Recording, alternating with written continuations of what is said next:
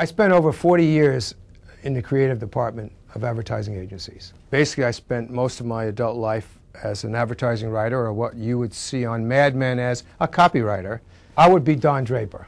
Every day it was all creative. All I had to think about was creating ads. I wrote Miles Davis ads for almost 4 years, and I'm proud to say that he's a genius, but when I started writing ads for him, he was selling 25,000 albums, and when I left and got promoted up to CBS Broadcast, he was selling 300,000 albums. I know he's a genius, but I was the right guy doing his advertising. When you write something great, it's like, do you know who wrote I'm Loving It?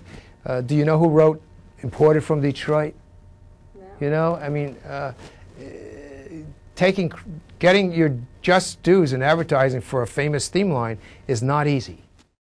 Be All You Can Be was voted the second greatest jingle in the history of advertising, of the advertising century by Advertising Age, and the 18th greatest campaign. There are books, entire books written about how this line was created, and they're all false. After the Vietnam War, the Army was struggling. It was in very difficult shape. All the cadre were leaving. The morale was very bad. We got word that the General wanted a whole new way to think about the Army, and it was all about, would be about technology. They really wanted the person that went in the Air Force, the high school, better average person. But the Army wasn't getting that. I was just sitting there and I wrote, Be All You Can Be. And I presented the work and on the wall, and the creative director turned it down. But as a wise man often does, he took the work and he had someone put it up on the wall a couple of days later. And he picked that line. 5 words changed the Army. I mean, they went from, do you know, by the time of the Iraq War, the Army was turning down high school graduates that didn't have certain scores. That's how the guys were walking around in attaché cases. So the struggle for Be All You Can Be was, people didn't recognize, I couldn't get too much recognition for it in the beginning. I guess that was it. And I was very bitter about it, you know, to some degree.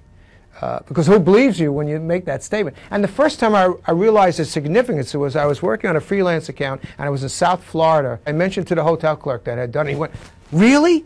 And I just didn't realize the impact of it.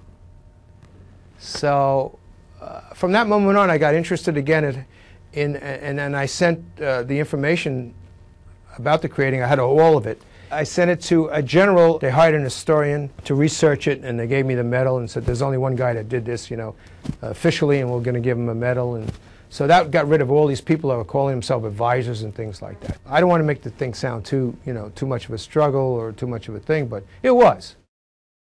A successful thing has many authors. That's why you don't know the names of people that created famous lines, because everybody, you're supposed to like allow your boss to take credit or something. I was never that way.